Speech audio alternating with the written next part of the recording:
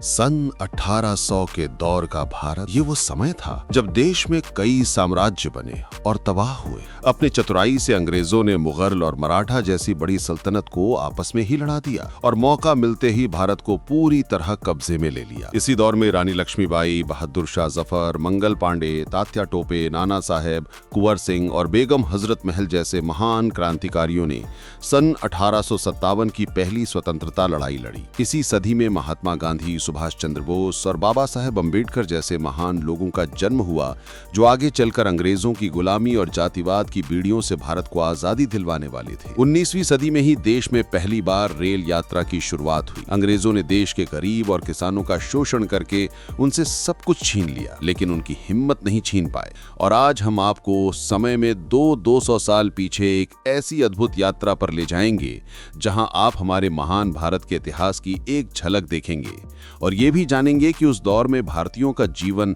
रहन सहन और काम धंधा कैसा था। देश में पहली ट्रेन कब और कहां चली थी और क्या थी छप्पनिया अकाल नाम की वो कुदरती आपदा जिसने 45 लाख भारतीयों के प्राण की आहुति ले ली।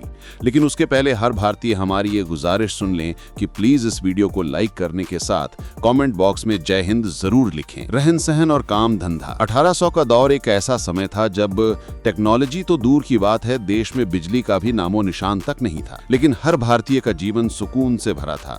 जब घास फूस और मिट्टी से बने घर भले ही कच्चे थे, लेकिन लोग दिल के सच्चे थे। जब खुले आसमान में खटिया पर लेटकर रात को तारे गिनते गिनते सपनों की दुनिया में खो जाना और सुबह मुर्गे की बांग के साथ दिन की शुरुआत करना आम बात थी। जब गांव की गलियों में बच्चों की खिलखिलाहट गूंजती थी, खेतों में किसानों की मेहनत झलकती थी और हर शाम पेड़ के पास चौपालों पर कहानियों का सिलसिला चलता था। जब हर गांव की अपनी पहचान थी, कोई अपने मीठे आमों के लिए मशहूर था तो कोई कुशल कारीगरों की गूंज थी। जब हर आंगन में तुलसी का पौधा, हर घर में मिट्टी का चूल्हा और हर आंख में सपने होते थे। और शाम को लालटेन की हल्की रोशनी में बुजुर्गों की कहानियां सुनते सुनते ही बच्चे बड़े होते थे। जब रिश्तों में सम्मान, नीयत में ईमान और दिलों में इंसानियत ही लोगों की पहचान थी। मित्रों, 1800 के दौर में ज्यादातर देशवासी खेती करना पसंद करते थे। उस वक्त भारत का नील, कॉटन, अफीम, गेहूं और धान दुनिया भर में मशहूर था। खेती के साथ किसान पशुपालन भी करते थे और जो लोग खेती नहीं करते वो शहर में रहकर अंग्रेजों की मिलों में काम किया करते थे। लोगों के लिए पैसों की अहमियत सिर्फ 2 वक्त का अच्छा खाना तक ही सीमित थी। हालांकि हर देश की तरह भारत में भी कुछ मौका परस्त लोग ऐसे होते थे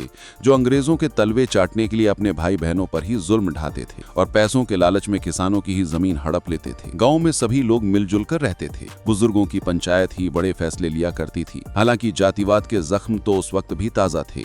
दलितों और छोटी जाति के लोगों के साथ जातीय भेदभाव किया जाता था। कई हिंदू मुस्लिमों में भाईचारा था तो कहीं कट्टर दुश्मनी, जिसका फायदा उठाकर अंग्रेजों ने डिवाइड एंड रूल स्ट्रैटेजी से भारतीयों को भारतीयों से ही लड़ पाया और कई राजाओं को राजाओं से और मौका मिलते ही देश को अपने कब्जे में ले लिया। इस दौर में लोग अपनी जाति के हिसाब से काम किया करते थे, जैसे कि धोबी कपड़ा धोते थे, कुम्हार मिट्टी के बर्तन बनाते थे, नाई की हर पीढ़ी बाल काटती थी। इसके अलावा जरूरत के वक्त वो जमींदारों के पास अपनी जमीन गिरवी रखकर कर्जा लेते, जिनका ब्याज इतना ज्यादा होता कि वो कर्जे में डूबते चले जाते। कुल मिलाकर उनकी आमदनी ठन्नी होती, लेकिन खर्चा रुपया। वहीं शहर में मजदूरी करने वाले श्रमिकों के हाल भी कुछ ठीक नहीं थे। बल्कि एक रिपोर्ट के अनुसार उस वक्त भारत में एक अंग्रेज को जिस काम के 40 पाउंड मिलते, एक भारतीय को उसी काम के सिर्फ 1 पाउंड यानी करीब उस दौर के 30 से 40 रुपए।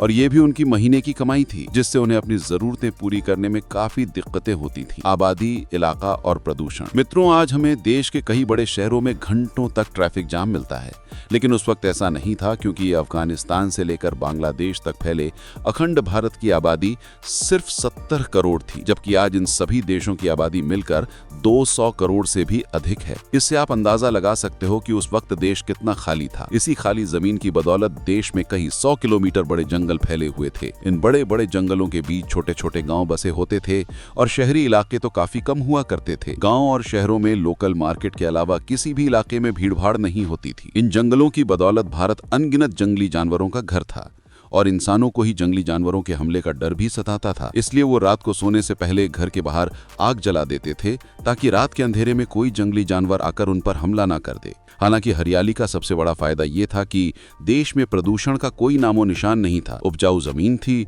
और इस वजह से लोग पोषक तत्वों से भरपूर खाना खाते थे, इसलिए वो कम बीमार पड़ते थे और उनकी औसत उम्र भी ज्यादा होती थी।